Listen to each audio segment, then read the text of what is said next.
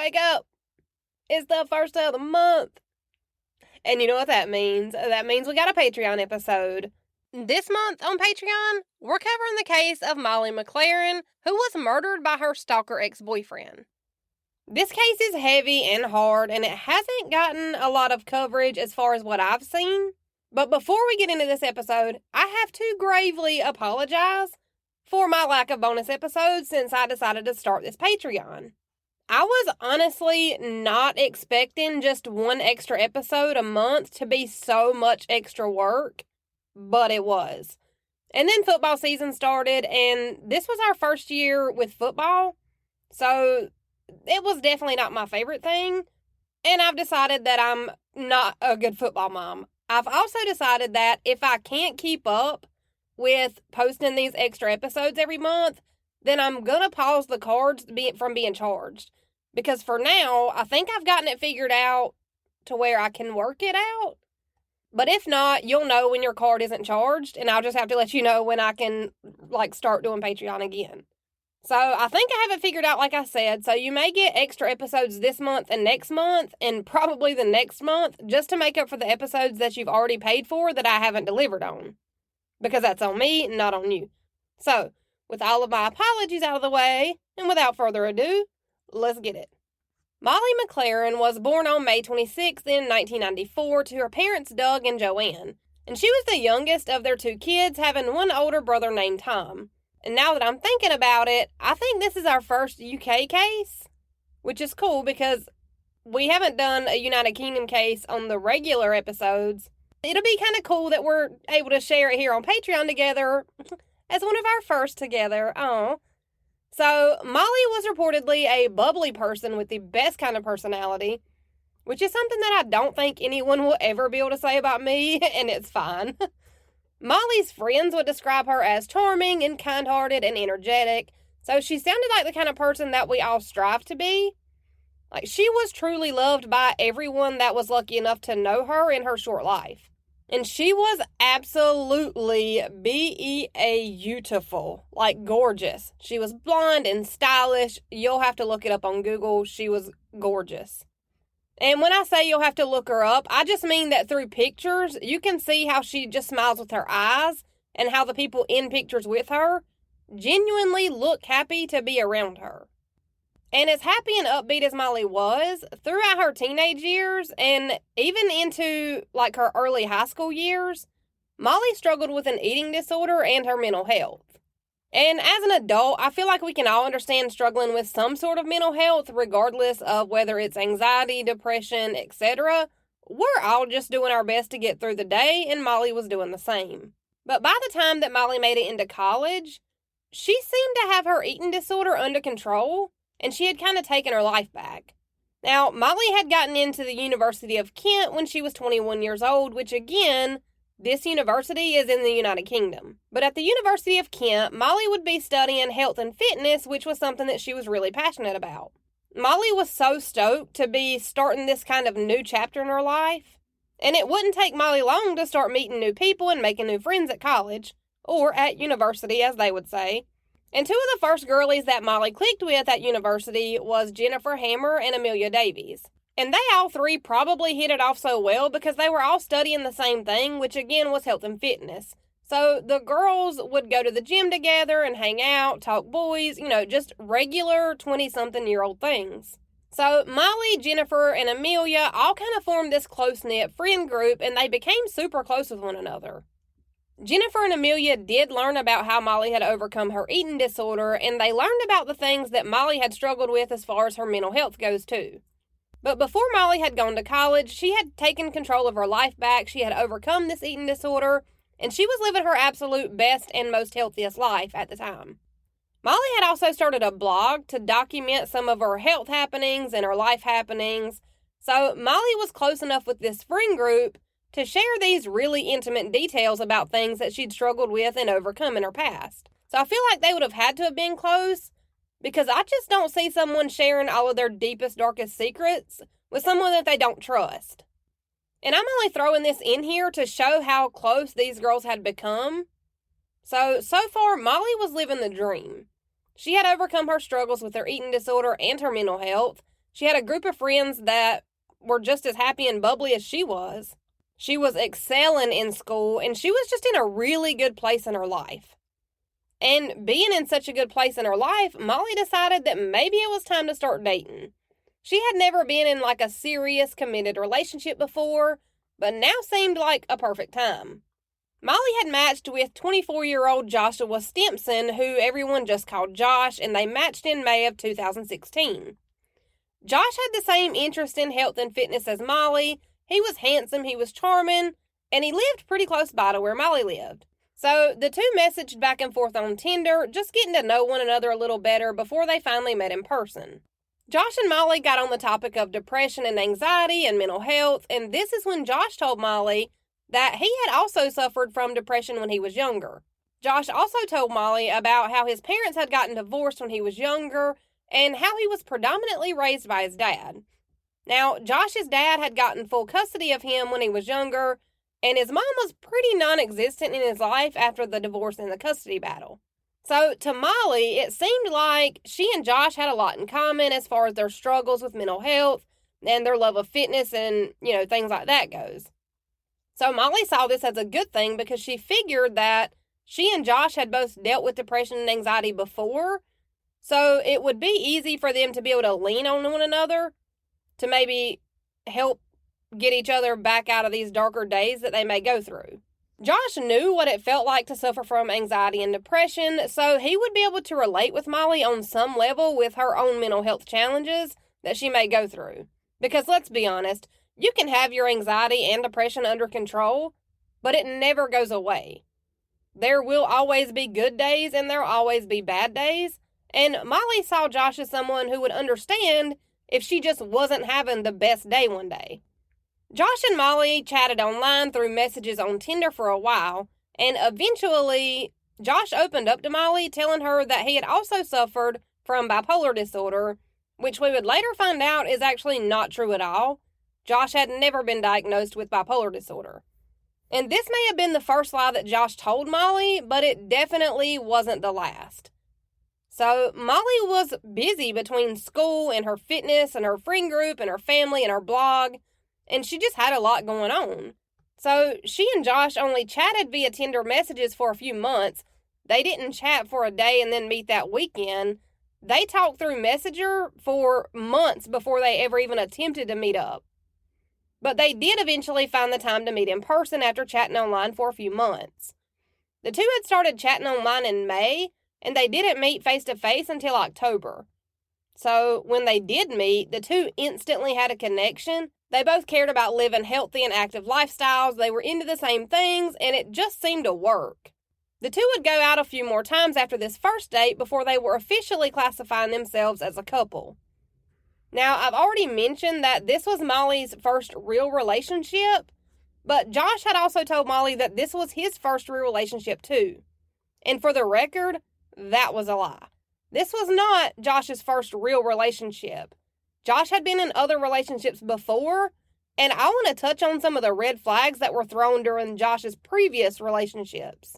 So, one of Josh's previous short-lived relationships that was full of red flags was with a woman by the name of Alexandra, who said during several media interviews after Molly's murder, she said that she and Josh had only gone on a few dates, and she said that she'd felt incredibly threatened and in danger when she was around Josh.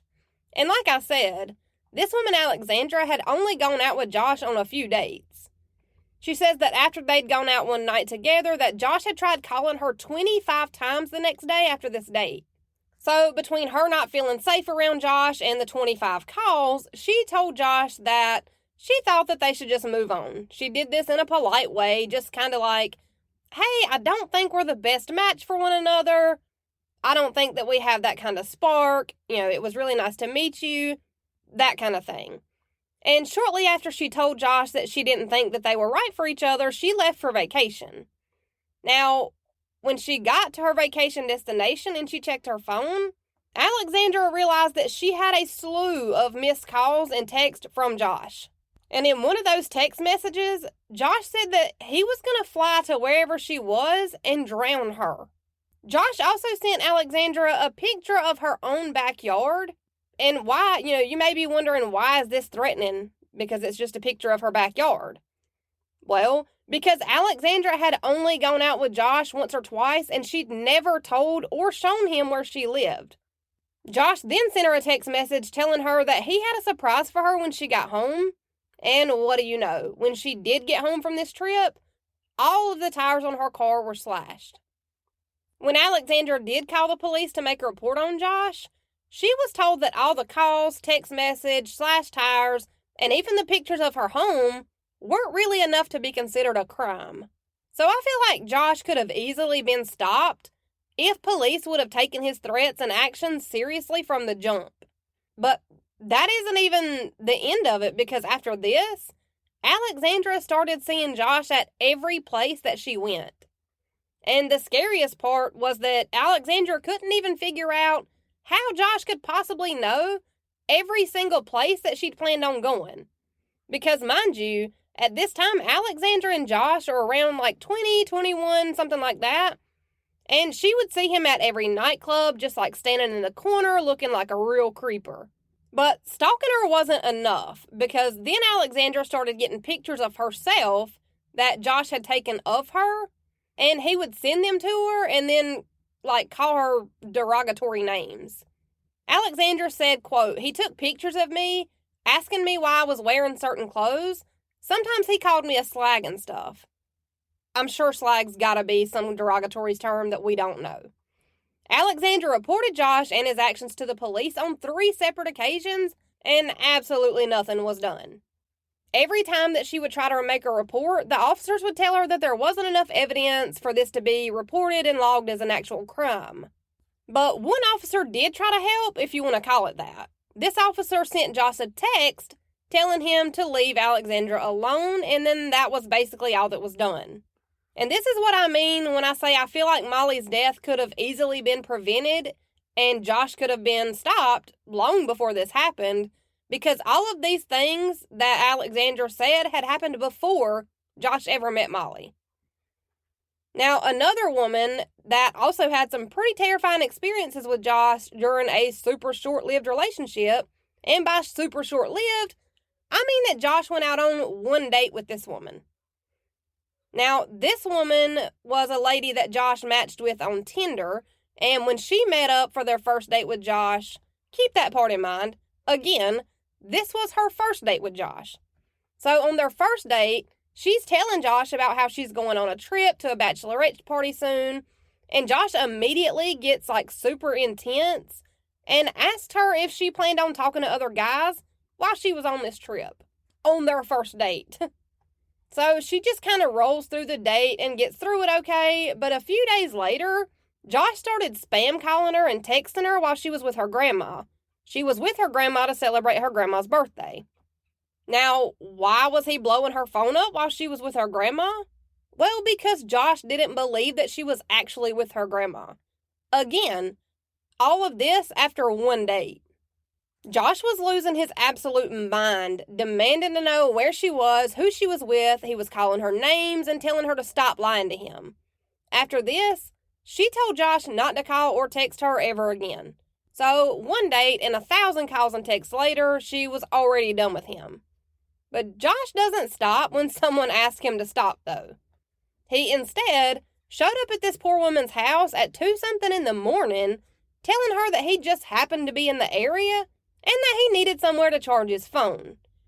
Luckily, she did not let him inside to charge his phone. She told him to leave, and she also told him that the next time he showed up at her house, she was just going to call the police. So Josh left her house that night, but then afterwards, she started noticing that she saw Josh everywhere she went. If she was out to dinner, Josh would be at the restaurant. If she was at a nightclub, Josh would magically show up at the same nightclub. If she went out to see a movie, Josh would be there to see the same movie. He was everywhere she was all of the time.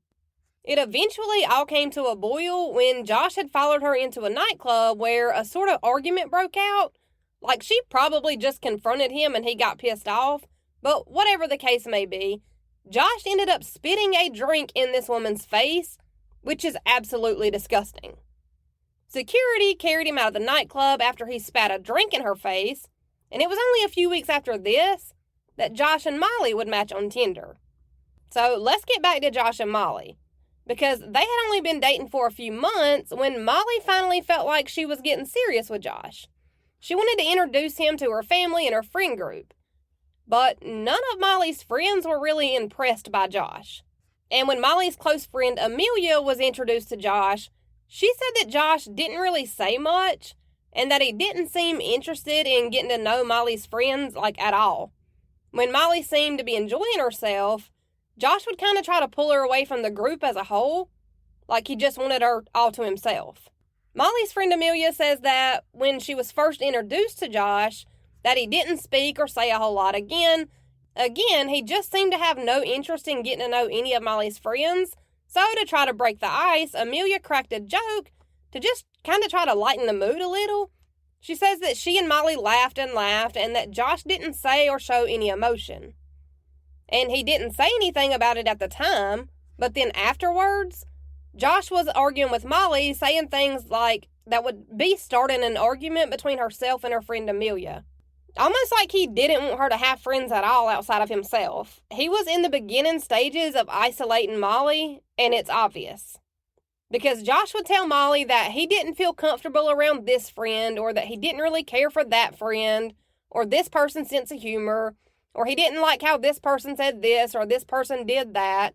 It just seemed to be always something that Josh had against somebody in Molly's friend group who she'd never had a problem with before. And Molly wasn't a big fan of the way that Josh talked about her friends and how he would claim that this person was a bad friend or that this person didn't really have Molly's best interest at heart. But like most of us, Molly just wanted her friends and her new boyfriend to get along. Now, one thing that Molly's friends did notice about Josh was that it didn't seem like he had really any friends of his own. Like, Josh never brought his friends to meet Molly's friends so that everybody could hang out and get to know each other. It just always seemed to be Molly and Molly's friends, and then there was just kind of Josh in the corner. And then it got to a point where Josh started doing things that were really starting to annoy Molly. Like, he would show up at places and events that Molly was going to, which is fine, except for he hadn't been invited to these things. He was showing up and right up her ass constantly. If Molly and Josh were talking on the phone and she said that her and a group of friends were going to dinner at Olive Garden, this is not what was said, I'm using this as an example, but if they were meeting at Olive Garden at 7, then it was like magically Josh showed up at 7 and he just kind of mingled his way into the group, like he wasn't invited, but he showed up anyways. And it only took about 4 months of this kind of thing for Molly to just kind of be over it, because every time Molly would try to pull back from spending every waking moment with Josh, he would pull the old bait and switch and try to guilt trip her. She said she needed space and he just wasn't having it. And sometimes it wasn't even that she needed space. Sometimes she would just need to study for an exam, and she couldn't even do that without Josh showing up and then making her feel like shit for not paying attention to him. And it's crazy because she would say things like, I can't hang out today, I have to study for this exam. And then bam, he'd pop up and get mad that she was actually studying. And then he would just sit while Molly studied and then try to make her feel bad about it later. He actually texted Molly once when this happened, and she had told him hey, I need to study, and he'd shown up anyways. Well, after he sat there in silence while she studied, he texted her later and said, quote, "It's unfair, me wasting hours of my weekend sat on your bed in silence." And again, he's mad because she literally told him that she had to study. So when he showed up unannounced and uninvited and still let himself in, she kept on studying. I mean, it's like, come on, man. She told you she needed to study. No one asked you to come over and watch her read a book in silence. That was your own fault. And Molly finally broke down and tried to explain to Josh that she wasn't going to be able to spend every second of every day with him. Because quite frankly, I feel like that's probably not healthy for any relationship. So she did try to explain this to him and reason with him and talk it out. And she wasn't saying that she wanted to break up and just never see him again. She just said that she wanted to be able to do things on her own or by herself or with her friends that didn't include him. So you're probably thinking oh, he took the hint, fell back a little bit, and then you'd be wrong. because he kind of blew up at her, saying that he was being used for his kindness and just saying things that a lot of abusers do. They'll blow up, make a big deal about something that's completely normal, like feeling suffocated in a relationship, and then they'll love bomb the shit out of you. Show up with flowers and do nice things that they wouldn't normally do. And then the love bombing is always just enough to draw you back in and keep you in the relationship for longer. But Josh never actually stopped. He was still showing up to places and events that Molly had not invited him to. He was still popping up at her house randomly with no invitation. And eventually, Molly just finally realized that Josh wasn't hearing her, and he wasn't going to back down, and he wasn't going to give her the space that she needed. When Josh showed up at her house unannounced for days on end, that's when she finally came to the realization that he's not hearing her. It had gotten to a point where Josh would show up somewhere and Molly would have no idea how he even knew that she was there. Like, it would be a situation where she hadn't told him that she would be at this place, and yet he would still manage to know where she was and show up unannounced and uninvited. So Molly decided that it was time to end this relationship once and for all. She was starting to see the red flags, and more importantly, she was starting to see through his bullshit. But when Molly tried to break things off with Josh, he absolutely was not having it. He wasn't letting her go without at least attempting the good old-fashioned love bombing once again. He was texting her and calling her every day, telling her that she was everything to him and that he would do anything to have her back in his life. But Josh didn't have the love bombing thing quite down pat yet, because he would go from sending these lovey-dovey kinds of texts, telling her that he couldn't live without her, and then the very next text would be Josh blaming Molly for the way their relationship had gone sour.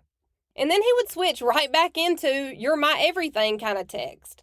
But eventually, Josh wasn't calling and texting excessively. He let Molly know that he'd gotten a new job because, fun fact, Josh had actually quit a job at a warehouse while he and Molly had still been dating, so that he could spend even more time with Molly. Even though that was actually the complete opposite of what Molly had asked him for. She had asked him for space and time alone and apart from one another so that they could be their own independent person outside of their relationship. So now that Josh wasn't calling and texting multiple times a day and he had gotten a new job, it seemed like he was trying to work on himself and maybe trying to fix some of the issues that Molly had pointed out from the outside looking in. To someone who doesn't know any better, this may look like someone who's working on themselves to be able to fix and better their relationship. But even the coworkers that Josh had could see that he was easily triggered. One minute he was kind and funny and likable, and then the next minute they were describing him as, and this is a quote, they described him as, quote, dark, irrational, and withdrawn. So he wasn't actually working on himself and trying to fix things that were problematic. He was only playing the part in hopes that this would make Molly come running back to this falsely new and improved Josh. And I feel like we've all been here at one point or another, but after a few weeks of being broken up from Josh, Molly started to kind of miss him, and she was even kind of wondering if she'd been too harsh on him when she'd broken things off. And I feel like we've all been there, where we're second-guessing our choices, even though the choices we made were probably the right one.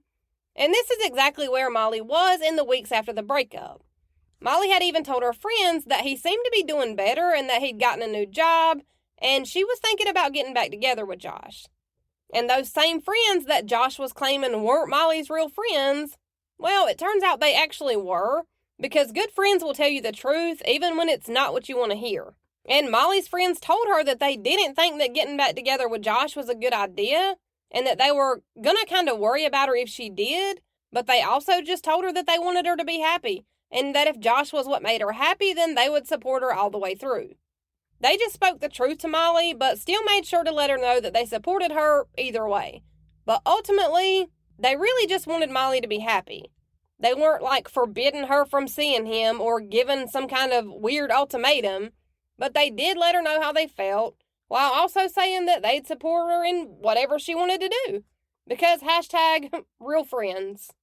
And a big part of me wonders if Molly wasn't thinking about it kind of like she'd pulled herself out of her eating disorder, and she'd gotten her anxiety and depression under control.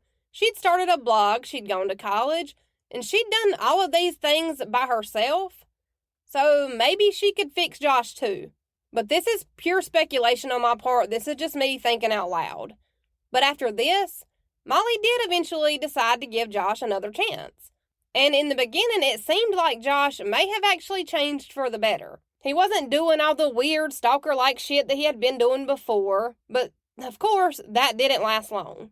And before anyone even had time to process that Molly and Josh were back together, Josh was already showing up to places that he wasn't invited to and popping by unannounced and crashing plans that Molly had made with other people that had not included him. And Molly's friends did start to notice that Josh was trying his damnedest to isolate Molly from the people in her life, and he would try to guilt trip her by saying things like, "Oh, you hang out with so-and-so more than you do me, and I'm your boyfriend." And even Molly's family started to notice how possessive and controlling Josh seemed to be, because with everyone in Molly's life really unsure about how they felt about Josh, Molly decided to try to get the rest of her family to see Josh in the same way that she did. So she invited Josh on a vacation that she'd be going on with her whole family. This seemed like a good, fun way to get her family on board with Josh. And she knew that there were still some things that Josh needed to work on, but what better way to cut loose and get to know somebody than a birthday celebration? Now, Molly was really hoping that everyone would see the side of Josh that made her want to keep giving this relationship her time and energy. And this birthday celebration was for one of Molly's family members, and she thought it would be a lot of fun. And I'm so sorry, I just realized that I did not have my mic all the way plugged in. So the first half of this episode probably sounds like shit. I'm going to try to fix it. I'm not sure how, but I will Google it and I will do my absolute best, I promise. So this was like a trip and a birthday celebration all in one. And this would have also been a chance for Josh to meet some of Molly's extended family members too. So it should have been a good experience all the way around. But at the birthday bash, Molly's friends and family started to notice that Josh wouldn't leave Molly's side for even a second. He didn't want to mingle with everyone. He didn't want to try to get to meet everyone. He wasn't even trying to bond with any of her family and friends. And at one point, everyone in the room was kind of starting to become aware of the fact that Josh was just staring at Molly with absolute rage and anger while she was on the dance floor with a few people. So, who were these people that Josh seemed to hate the fact that Molly was dancing with? Well, that's easy enough to answer, because Molly was cutting up on the dance floor with her female cousins. Yes. So it wasn't even like she was out shaking ass with some random guys, and honestly, even if she were at this point, Josh is simply a guy that she's been dating for a few months, and that's it. Molly and Josh had only been seeing each other for less than a handful of months, and all of this stuff had already happened between the two of them. So Josh is literally staring daggers through Molly on the dance floor with her, again, female cousins, and he won't leave her side for long enough to even go to the restroom. And obviously, people are starting to notice. And the one person that seemed to notice these things more than anyone else had noticed them was Molly's mom, Joanne. Now, Molly's mom, Joanne, had a spider-tingling sense that things were only going to get worse between Molly and Josh, and she wasn't wrong. Because that same night, after the birthday bash, and Josh literally staring daggers through Molly as she cut up on the dance floor with her cousins, after everybody had gone to their rooms and they were getting ready for bed, Molly texted her mom, Joanne, saying that Josh was, quote-unquote, playing up. So the text said, like, "Oh my gosh, Josh is playing up," which I'm guessing is like an English term, kind of in the way that us Americans would say, like, he's showing his ass.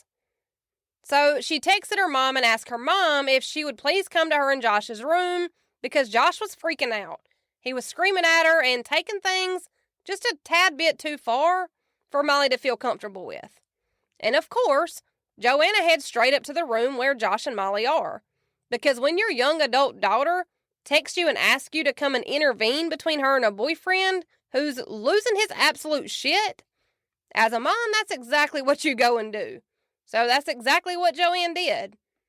And as Joanne approached the door to Molly and Josh's room, she could hear Josh yelling from the hallway before she ever made it to their door. So Joanna gets into the room and Josh is kind of bombards her as she walks in. And he's saying things like, look at this. Look how she's acting. You know, this is how she acts every time we get into a disagreement or argument. And while he's saying all this stuff, he's holding up a phone and trying to play videos of Molly that he'd taken of her at other times during their relationship when they would argue. So it seems like Josh had been recording Molly anytime they would get into any sort of disagreement or argument. And now he was trying to shove this phone into Molly's mom's face, being like, look, she always acts crazy like this when we argue. And from my understanding, Josh had been recording Molly during these arguments without her even knowing about it. Which kind of makes me wonder if he was setting these arguments up to be able to film Molly's reaction to try to build a case. Like a case that's oh, Molly was the crazy one. She was the violent one. Was he baiting Molly into arguing and acting in a way that she normally wouldn't act just so he could record her? Either way, he was essentially trying to convince Joanne that this whole argument was Molly's fault. So Joanne basically walks right by Josh and goes straight to Molly, and I could see myself reacting this way and walking right by Josh to my kid, because if my grown-ass adult kid ever texts me and asks me to come and break up an argument with their relationship partner, I don't care whose fault it is. I am coming in fully prepared to mama bear my kid right out of that situation. Molly told her mom that Josh had been acting super weird and that he was basically, doing things that would get under her skin.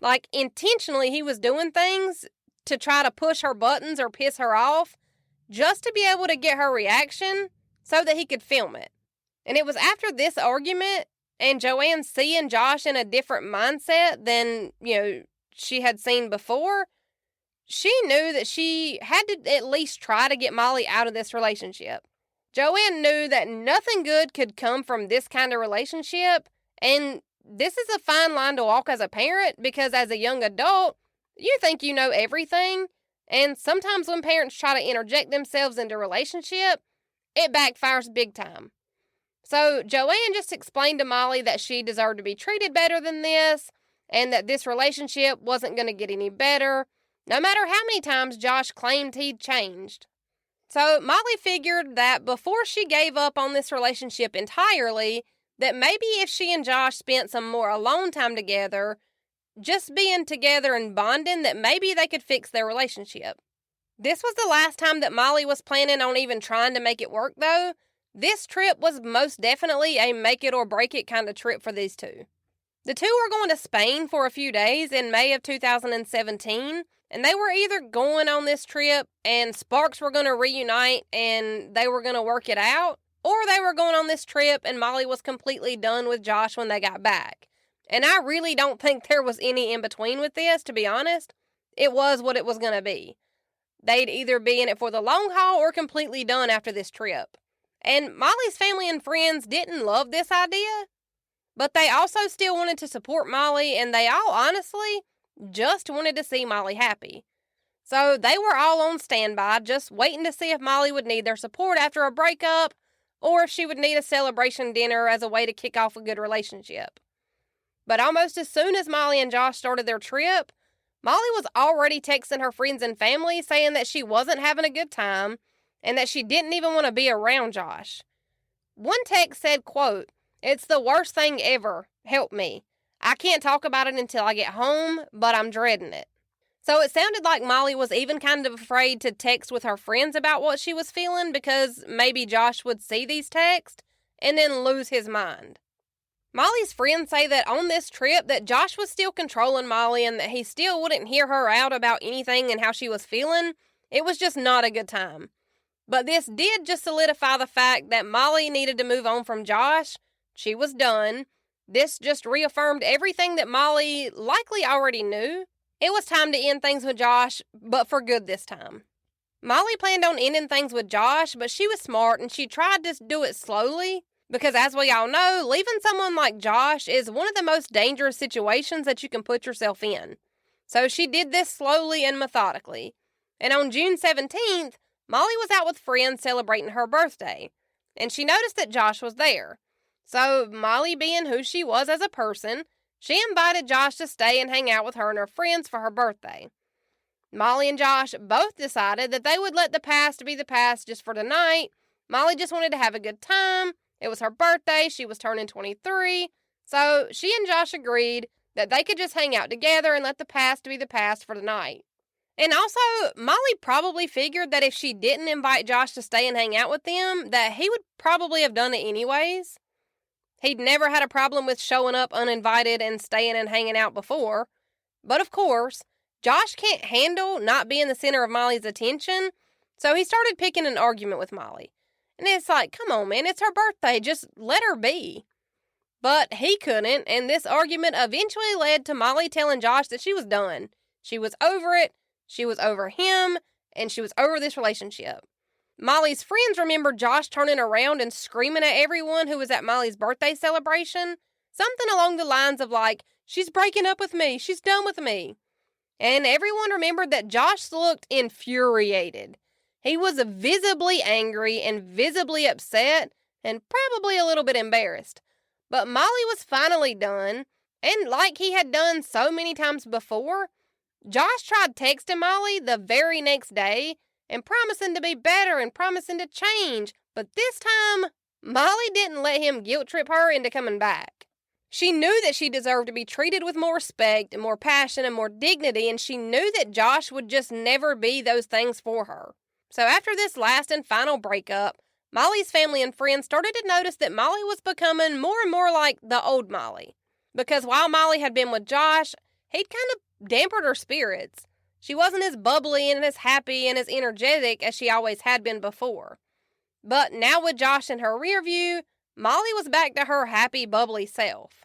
Now, after Josh had tried texting and begging for Molly's forgiveness after she'd broken up with him at the birthday celebration, Molly ended up having to block Josh on everything. Because he was going from love bombing to being angry and aggressive, and then back to love bombing and so on and so forth. So Molly just decided that blocking him would just be the easiest way. And this pissed an already unstable Josh off. Josh took to Facebook to share posts and spread lies about Molly. Even though Molly had blocked Josh's account, he was tagging Molly's family and friends in posts that he was making, saying that Molly was heavily into cocaine and that she was on all sorts of drugs. Josh even posted the videos that he'd secretly recorded of Molly when they were in the middle of arguments. He also posted screenshots of private text messages that had been sent between him and Molly.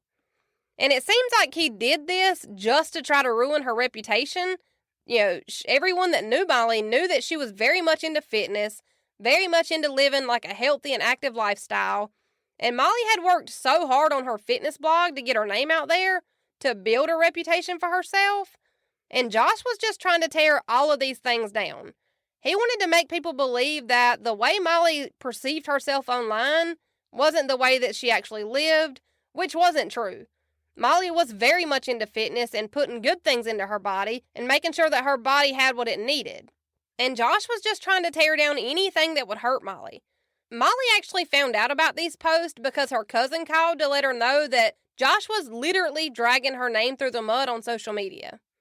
And Josh figured that if he couldn't reach Molly through text messages, then he would just blow her phone up using WhatsApp. Which, I know that WhatsApp is a messaging platform, but I have absolutely no idea why you would use that if you have a working phone with a real phone number attached to it. Like, I'm just not sure what the purpose of this app actually is. And that's probably because I'm an 80-year-old woman trapped in a 30-year-old body. But I have no idea. But why you would use this isn't important. What is important is that since Josh was blocked from being able to text Molly the normal way, the text messages that Josh was sending through WhatsApp were coming through and Molly was getting them. Josh started texting Molly and threatening her. Molly was texting her friends and telling them that Josh was starting to make her nervous because Molly's parents were going out of town soon and Molly would be home alone. And Josh knew that Molly's parents had plans to be out of town and that they wouldn't be home with her. And this made her nervous, as it should have. Josh was completely unhinged at this point. Molly's mom was actually so worried about leaving to go out of town and leaving Molly home alone that she printed out pictures of Josh and passed them out to everyone in the neighborhood. She asked them to be on the lookout for Josh. She kind of briefly explained the situation and just asked the neighbors to call the police immediately if they saw Josh around their house while they were out of town and Molly was home alone. Now, mind you, Molly isn't a 12-year-old child. She's a 23-year-old adult woman who happens to still live at home with her parents while she attends college. But this was how severe this situation and this relationship with Josh had gotten. It seemed like everyone knew that he could be dangerous, but they just aren't nearly enough laws in place to keep stalking victims safe. On June 22nd, Molly and her mom, Joanne, went to the North Kent Police Department to report the stalking and harassment.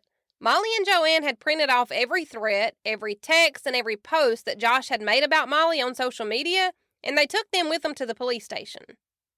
Now, after seeing all this stuff, the police just called Josh on the phone while Molly and Joanne just kind of sat listening in on the phone call as the officer, reprimanded Josh like a child, but over the phone.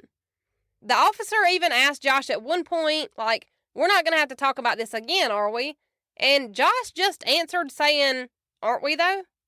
So this is getting progressively more scary. That almost sounded to me like Josh was telling the officer that he had no plans on leaving Molly alone. And this officer called Josh on speakerphone with Molly and Joanne listening in.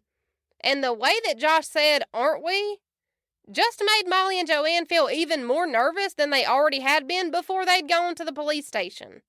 The police told Molly to have everyone that she knew that also knew Josh to block Josh from being able to call or text them. And to also have everyone block Josh on social media. And they did. Everyone who knew Molly that also knew Josh, they all blocked him in every way technologically possible. Now, Josh would actually go to the police station the very next day after Molly and her mom had gone, and he wanted to make a report against Molly.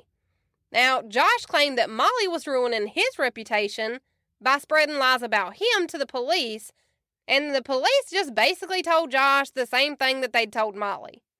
They told Josh to block Molly on everything and to take down the post that he'd made on social media. But it was only 2 days after Josh had gone to the police station that he'd gone to work and left early. Now, he'd left early from work and gone to a hardware store. At this hardware store, Josh purchased a paring knife. He also went from one store to a second store where he bought a pickaxe. Josh can be seen on CCTV cameras at both stores buying a pickaxe and a paring knife. So now Molly has Josh blocked on everything. Molly's friends and family also have Josh blocked on everything. So imagine everyone's surprise when Josh walked into the same place where Molly and her friends were out having dinner and a drinks at. And when everybody saw Josh walk in, they also saw that Josh had another woman with him. So of course, all of Molly's friends are talking to Molly about, what are the odds that Josh would just happen to show up at this same exact place at this same exact time that we're all here. Now, Molly had posted a picture on Snapchat earlier that day saying where she and her friends would be that night for drinks and dinner, but Josh was blocked on everything. So he wouldn't have been able to see that. So how would he have known where they were? They were all at the point where they were wondering if maybe it was just a weird coincidence. Now, Josh walked by the table where Molly and her friends were, and he walked to the smoking section where he just kind of stood there watching Molly and her friends until he left. But when he left, he made it a point to walk right past the table that Molly was at with her friends, even though there were other and even more direct ways that he could have gotten outside of this restaurant from where he had been. He walked by their table on purpose when he was leaving.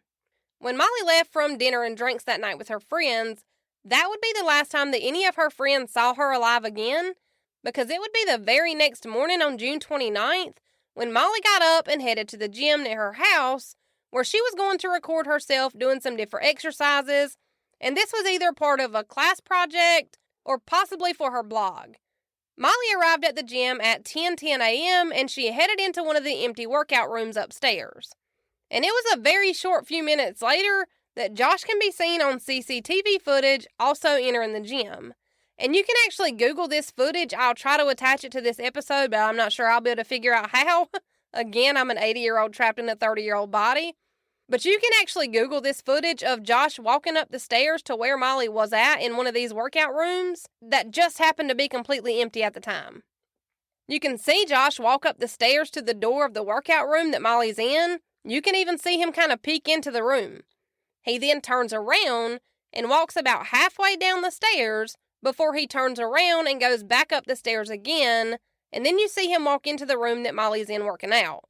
Josh can be seen grabbing a workout mat and then laying it out just a few feet away from where Molly was. And this entire workout room was completely empty. He could have put his workout mat across the room, and it wouldn't have been an inconvenience to either one of them, because nobody else was there. But he didn't. Instead, he laid his workout mat down just a few feet away from where Molly was laying on her workout mat. And you can see Josh starting to work on his abs. Now, Molly was absolutely shitting bricks at this point, because Josh had just shown up at the restaurant that she was at the night before, and now he's showing up at the gym where she's at, and it's not like Molly had a set time that she would go to the gym every day. She would go whenever she had time. So it's not like she had a set schedule and a time every day that she went to work out, because she didn't. She just went whenever she could. Molly texted her friend Amy at 10:59 a.m., and she sent Amy and her mom a picture of Josh laying beside her and said, quote, WTF, he's just turned up and come right next to me. Now, Molly's friend Amy texted Molly back and asked her if she'd posted anything on Snapchat saying that she had plans to go to the gym. Molly told Amy that she hadn't posted anything about going to the gym on any of her social medias. So Amy asked Molly if there was any indication at all that would have given away to Josh that she would be at the gym. And her friend Amy even says, first he showed up last night and now he's at the gym where you are today, and it's starting to make me nervous. And I'm sure Molly was trying to figure out how Josh even knew that she was there, but she had no idea. Molly kind of approached Josh and asked him if he was following her, and she even asked why he wasn't at work. Josh basically told her that that was none of her business, and so Molly just left it alone after that. She moved her mat to another spot that was further away from Josh. And Josh only stayed in the workout room for a few minutes before he walked out of the room and then back down the stairs. Molly waited to make sure that she gave Josh enough time to be gone before she even left. She walked into a bathroom or changing room or some area like that to text her mom and her friend Amy to see what she should do.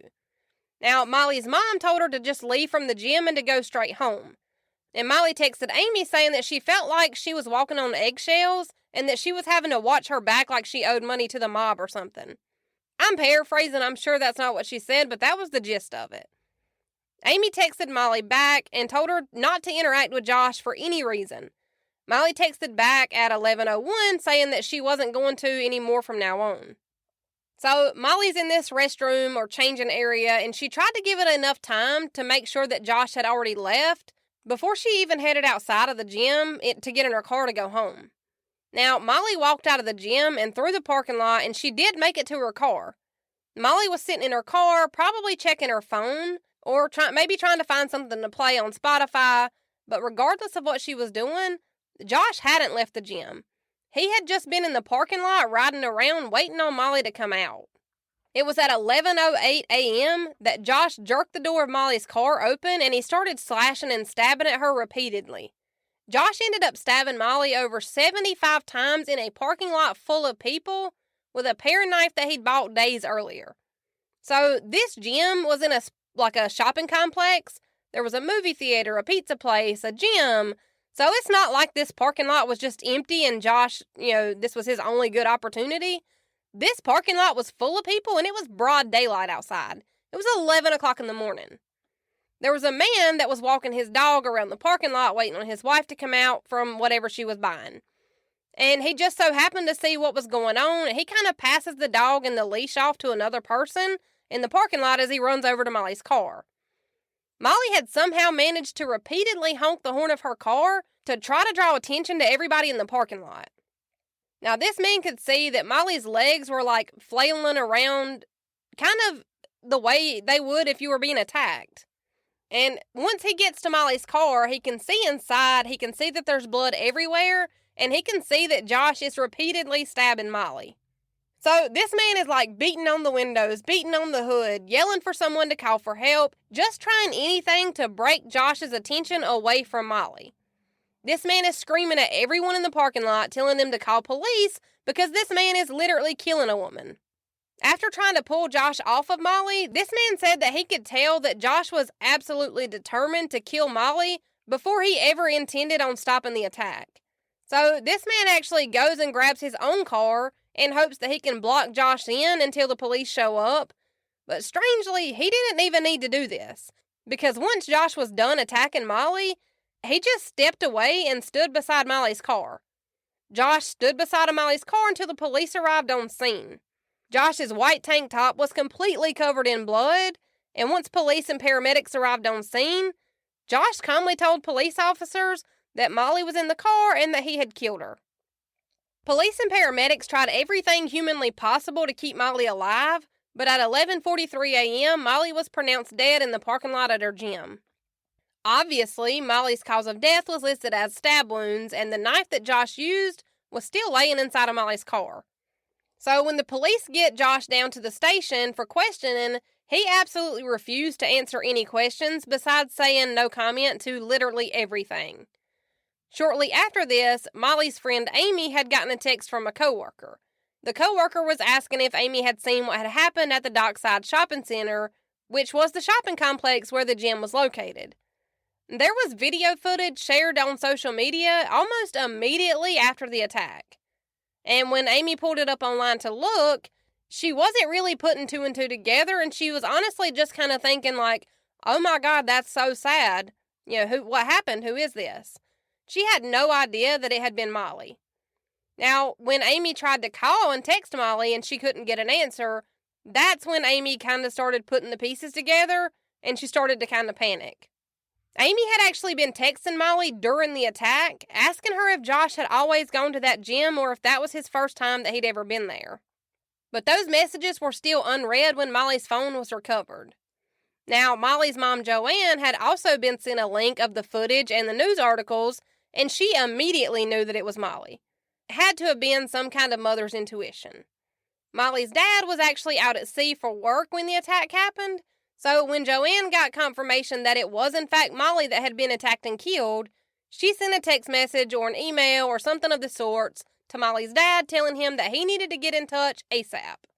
And then when Molly's dad did call to see what was going on, Joanne had to tell Molly's dad over the phone that Molly had been killed because she didn't want him being sent a link or a news article before he actually knew. Which, this is unimaginable. Molly was 23 years old. She had just celebrated her 23rd birthday, and she had so much more life left ahead of her. So from here, Josh was taken to a psychiatric facility where he was evaluated. When Josh's trial started on January 23rd, 2018, Josh would only plead guilty to manslaughter on the grounds of diminished responsibility, claiming that he had a personality disorder. Which, in America, this would just basically be him claiming that he wasn't guilty by reason of insanity. But Josh saw 2 different psychiatrists while he was in custody to see if he did actually have a personality disorder that would have maybe have caused this attack to happen. Both doctors did not think that Josh had any kind of personality disorder. And I know I mentioned this earlier, but Josh had told Molly at one point that he had been diagnosed with bipolar disorder, which we've already established that that was a lie. But he had been in and out of outpatient treatment centers since he was a preteen. So he wasn't really lying to Molly about struggling with mental health issues. It just wasn't bipolar like he claimed. And during these outpatient treatments that Josh was in, every doctor that he worked with reported that Josh did not want to talk through any of his issues. He did not seem to want help. So it would be kind of hard to pinpoint a diagnosis and a treatment plan for somebody who's not willing to open up and talk about things that are bothering them or causing them issues. Now, it was during the trial that we learned how Josh was actually able to know where Molly was, even after everybody she knew had blocked him. So, there was a woman brought in during trial named Amy Scott. So, this is a different Amy from Molly's friend. But Amy testified that she had met Josh on Tinder and that Josh told her that he had been blocked by someone on social media. So, Amy told Josh that she was a professional stalker, and she even agreed to help Josh keep tabs on the latest happenings in Molly's life. Which is like, he was obviously blocked for a reason. If Molly wanted him to know where she was, she would have shared her location with him, and she probably wouldn't have blocked him. And the family had no idea that this was coming at trial. So Molly's family said that while Amy was testifying, that it was almost like she was proud of herself for how well she was able to stalk Molly's social media pages without Molly even realizing it. Like, she was bragging that she could see what Molly posted on Snapchat without Molly ever knowing that she'd seen it. That's just sickening. This trial went on for 2 weeks, and on February 6th in 2018, the jury deliberated for less than 4 hours before coming back with a guilty on murder for Josh. And Josh was sentenced to a minimum of 26 years to life in prison.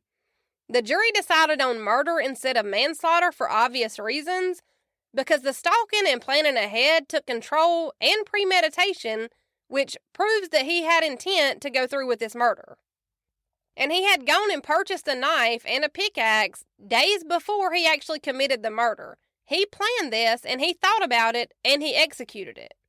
This is the literal definition of murder.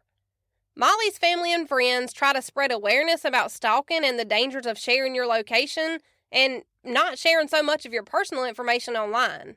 5 months after this trial wrapped up, Molly's University brought Molly's parents on stage to receive Molly's diploma, and they were the guest of honor there, where they got a standing ovation when they got her diploma.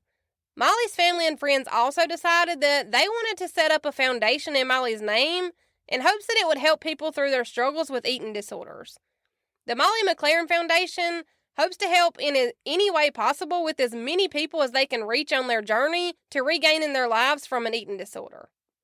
And on this note, I just have a question, or maybe it's a statement, because I don't know if this is a thing or not on online dating apps, because I've been married forever, but if it's not, it should be.